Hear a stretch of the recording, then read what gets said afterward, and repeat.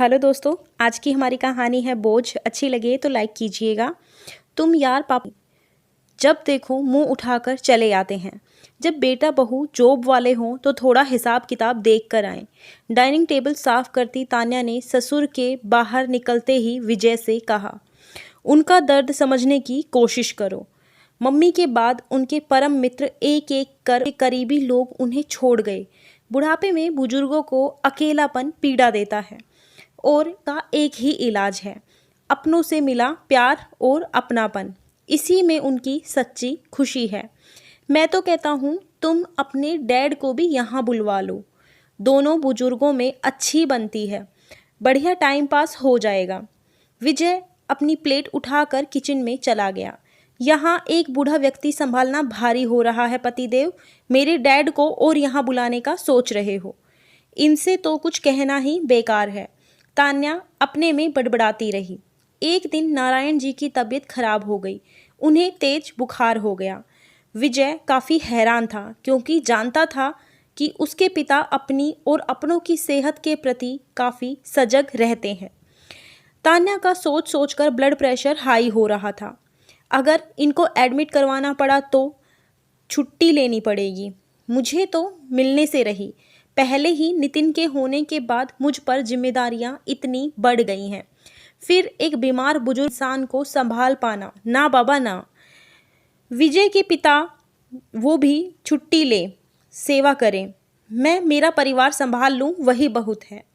तान्या का डर बेकार था। कुछ ही दिनों में नारायण जी एकदम अच्छे हो गए, स्वस्थ हो गए।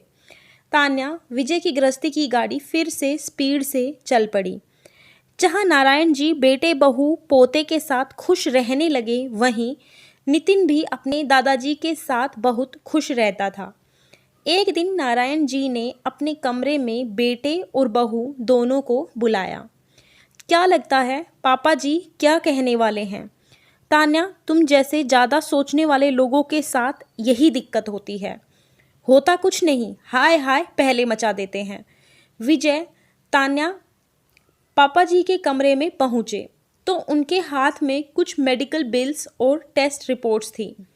हे भगवान, ये तो लंबा चौड़ा खर्चा लग रहा है, तान्या फुसफुसाते हुए बोली। चुप करोगी?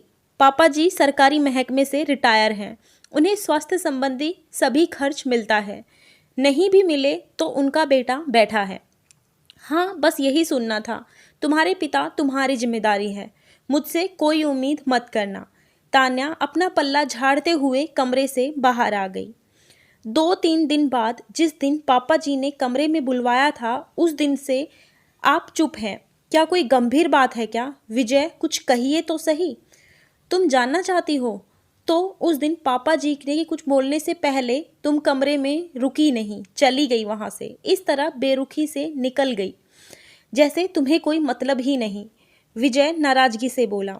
अच्छा, आई एम सॉरी, बताइए ना प्लीज़ क्या हुआ? तान्या, तुम्हारे डैड को कैंसर है। वो रिपोर्ट्स और बिल उन्हीं के थे। पापा जी ने उनसे वॉक के समय रोज़ मिला करते थे। कुछ दिनों से वो जल्दी थक जा रहे थे, आंखों से धुंधला दिख रहा था। तुम्हारे वर्किंग भैया भाभी की व्यस्तता के चलते वो अपनी तकलीफ सबसे छुपाते रहे थे। मेरे पापा जी ने जिद कर उनके सारे टेस्ट करवाए। समदन जी भी दिल की मरीज है, सो पापा जी ये सब बातें तुमसे करना चाहते थे, लेकिन तुमको कोई नई जिम्मेदारी ना मिल जाए इसी डर से तुम भाग खड़ी हुई। तान्या की आंखों के आगे अंधेरा छा गया था। विजय ने उसे सहारा दिया। घबराओ मत, मैं तुम्हारे पिता तुम्हारी जिम्मेदारी कहकर पल्ला नहीं झाड़ूंगा।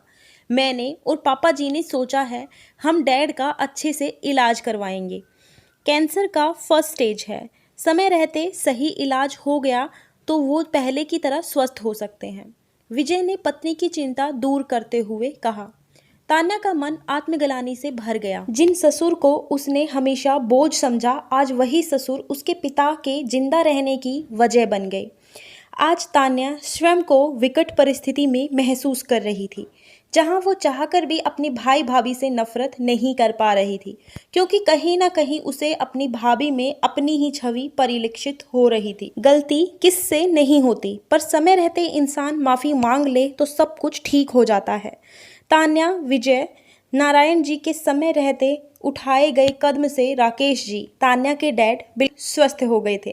धन्यवाद दोस्तों, कहानी अच्छी लगी हो कीजिए। अपनी राय कहानी के बारे में कमेंट सेक्शन में बताए बिना बिल्कुल मत जाइएगा। ज़्यादा से ज़्यादा लाइक कीजिए कहानी को और शेयर कीजिए।